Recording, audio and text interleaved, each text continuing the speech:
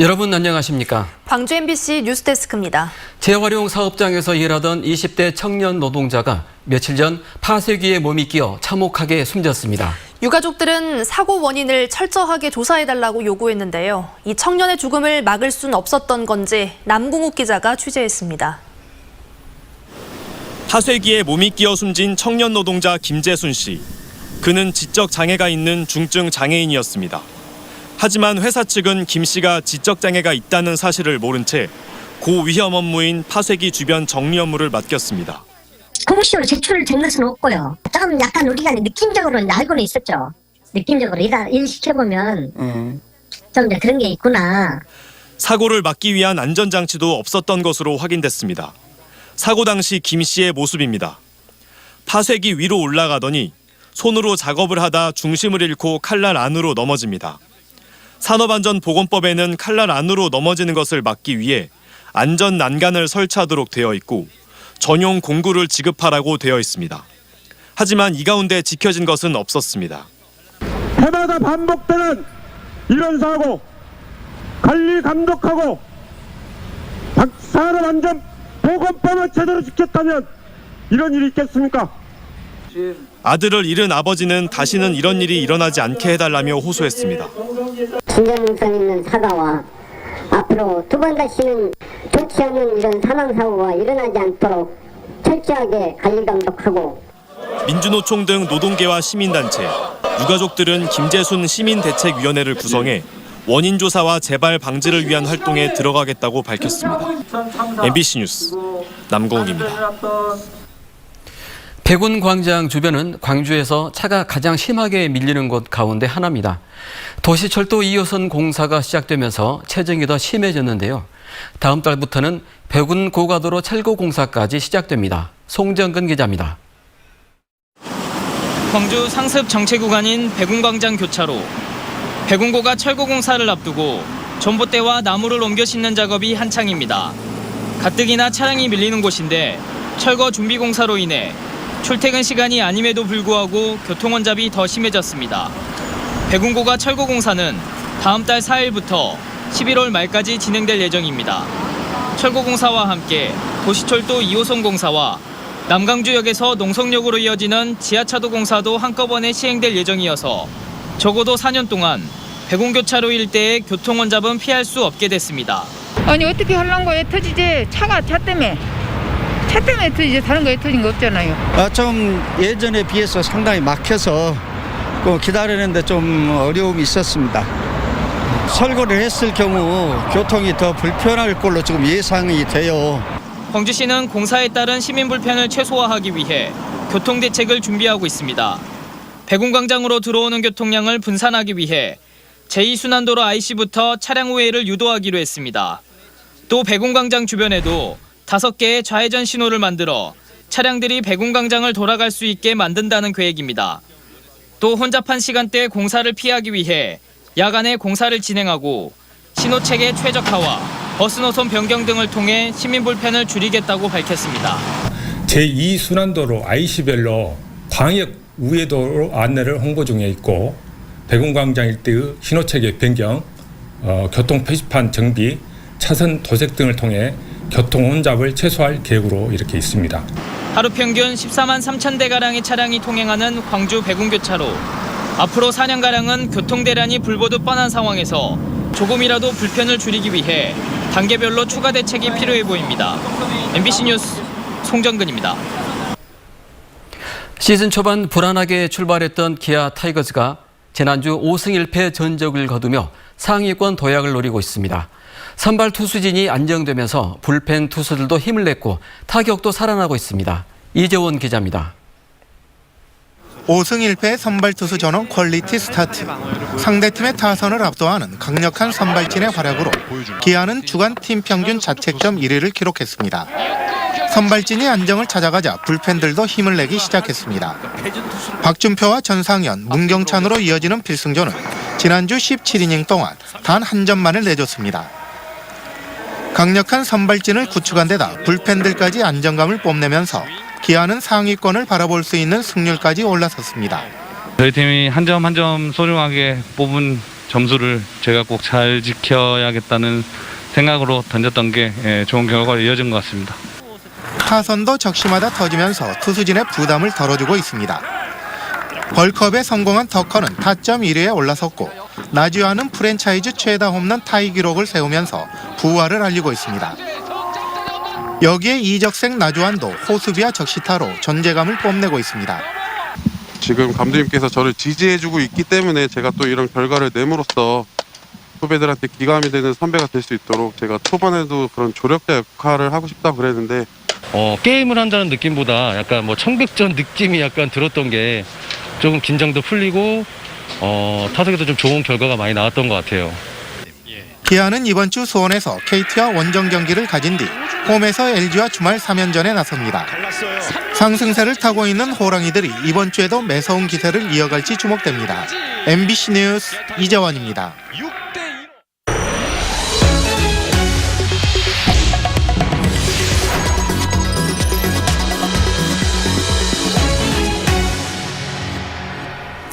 광주시가 예산을 투입한 출자 출연 기관은 20개가 넘습니다. 이들 기관은 업무 중복과 방만한 운영 때문에 통폐합이 필요하다는 지적을 받아왔는데요. 광주시는 오히려 이런 기관을 5개 더 늘릴 계획입니다. 보도에 이계상 기자입니다. 지난해 실시된 광주시 출자 출연 기관에 대한 경영평가에서 14개 기관 가운데 4곳이 보통이나 미흡이라는 결과를 받았습니다. 광주디자인센터와 한국학 호남진흥원이 낙제점 수준을 받았고 기후환경센터와 복지재단 등 2개 기관은 B등급에 그쳤습니다. 최고 수준인 S등급은 단 한 곳도 없었고 대부분의 기관이 무난한 평가를 받았습니다. 광주시나 정부의 유관기관이 아닌 외부의 칼날 같은 검증, 외부의 기관에 맡겨서 검증하는 것이 필요하다고 생각됩니다. 광주시 출자 출연 기관의 경우 기능과 업무 중복 등을 이유로 기관 통폐합이 필요하다는 지적이 제기돼 왔습니다. 하지만 광주시는 오히려 산하 기관을 더 늘리는 계획을 추진 중입니다. 광주사회서비스원과 관광재단, 시설관리공단과 에너지산업진흥원, 상생일자리재단 등 출자 출연 기관 5곳이 내년 상반기까지 설립될 예정입니다. 이렇게 되면 공사공단을 포함해서 광주시 산하 기관은 최대 26곳으로 늘어납니다. 시 산하 조직이 늘어날수록 예산과 인력 운영은 방만해질 가능성이 커지고 핵심 요직에 시장 측근이나 퇴직 공무원이 기용되는 길도 열리게 됩니다. 능력 있고 역량 있으면 캠프에서 함께 일하는 사람도 발탁이 될 수 있어야 그건 그 일을 할 수가 있거든요. 지난 한 해 광주시 산하 기관에 지원된 예산은 1,400억 원. 그 규모가 늘어날수록 시 재정 부담은 커질 수밖에 없다는 지적입니다. MBC 뉴스 이계상입니다. 중앙공원 1지구 특례 사업으로 들어서게 될 아파트의 높은 분양가를 두고 또다시 논란이 일고 있습니다. 광주시에 따르면 중앙공원 1지구 아파트 사업계획 승인 과정에서 중대형 크기의 아파트 분양가가 3.3제곱미터당 2,046만 원 선으로 책정됐습니다. 하지만 중앙공원이 있는 서구와 남구, 광산구는 주택도시보증공사로부터 고분양가 관리지역으로 지정돼 분양가 조정이 불가피할 것으로 보입니다. 사업 주체인 건설사는 분양가를 낮출 경우 수익성이 크게 떨어져 계획대로 중앙공원 특례 사업을 할 수 없다며 광주시에 대책 마련을 요구했습니다. 전두환이 법정에 출석하지 않고 재판을 받게 됐습니다. 광주지방법원은 전두환이 변호사를 통해 신청한 피고인 불출석 신청을 재판부가 허가했다고 밝혔습니다. 재판부는 재반 사정에 비춰볼 때 불출석을 허가하더라도 피고인의 권리 보호에 지장이 없다고 판단한 것으로 전해졌습니다. 이에 따라 다음 달 1일로 예정된 재판부터 전 씨는 불출석하지만 선고기일에는 반드시 출석해야 합니다. 전국 건설 현장에서 한국노총과 민주노총 노동자들이 일자리를 놓고 갈등하고 있다는 보도 몇 차례 해드린 바 있는데요. 오늘 여수에서는 수십 미터 높이의 타워 크레인 위에서 노동자들이 대치하는 아찔한 상황까지 벌어졌습니다. 강서영 기자가 취재했습니다. 민주노총 노동자 2명이 40m 높이의 타워 크레인을 맨손으로 오르기 시작한 건 오늘 오전 8시쯤. 한국노총 노동자가 해당 타워 크레인의 기사로 채용된 것에 대해 항의하기 위한 겁니다. 수십 미터 상공에서 안전관리자와 노동자의 대치가 이어지면서 크레인 안전점검이 5시간 가까이 미뤄졌습니다. 문제는 아파트 건설 현장이 밀집한 지역 곳곳에서 이 같은 상황이 속출하고 있다는 겁니다. 민주노총 측은 지난해 갑자기 한 노총 소속 타워크레인 전남 노조가 생겨나 수십 년간 지역에서 일해온 노동자들의 일자리를 빼앗고 있다고 주장합니다. 민주노총 타워크레인 조합원이 딱 52명입니다. 근데 지금 대기하고 계신 분들이 한 20명 가까이가 돼요. 반면 한국노총 측은 정식 절차를 밟고 채용돼 문제가 없다며 일자리는 소속과 상관없이 공정하게 배분돼야 한다고 반박합니다. 저희도 한국 사람입니다. 그러면 저희가 이 지역에서 일하는데 문제가 되는 게 뭔지 저는 진짜 모르겠거든요. 한치의 양보 없는 갈등으로 인해 시공사는 공사가 지연될까 불안해하고 인근 주민들은 소음 피해를 호소하고 있습니다. 공사를 나오면은 소리 좀 줄였다가 다시 또 막 줄였다가 가서 우리가 직접 가서 민원해도 민원 요청해도 들은 척도 안 해요. 비슷한 사례가 전국적으로 끊이질 않고 있지만 고용노동부 측은 노동자 간의 갈등에 행정적으로 개입하기가 쉽지 않다는 입장만을 반복하고 있습니다. MBC 뉴스 강서영입니다. 시간 강사의 처우 개선을 요구하며 숨진 고 서정민 박사 사망 10주기를 맞아 교육 시민단체들은 기자회견을 갖고 시간 강사의 교수 논문 대필 등 대학의 연구윤리 위반 관행이 근절돼야 한다고 말했습니다. 조선대 시간 강사였던 고 서정민 박사는 지난 2010년 교수 논문 대필을 폭로하고 시간 강사 처우 개선을 요구하며 극단적인 선택을 했습니다. 광주 동부경찰서는 음주운전을 하다 사고를 낸 혐의로 24살 정모 씨를 붙잡아 조사하고 있습니다.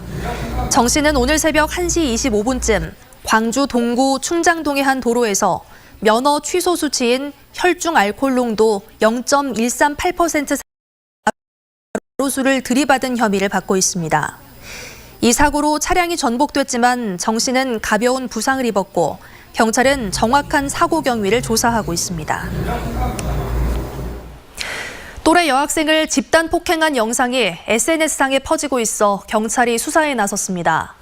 광주 동부경찰서는 또래 학생을 집단 폭행한 혐의로 15살 중학생 A양 등 2명을 붙잡아 조사하고 있습니다. 이들은 지난 18일 저녁 6시쯤 광주 동구 충장로의 한 건물에서 동급생 B양의 머리채를 잡고 뺨을 수차례 때리는 등 폭행한 혐의를 받고 있습니다. 경찰은 쳐다봤다는 이유로 폭행을 당했다는 피해자 진술을 토대로 정확한 사건 경위를 조사하고 있습니다.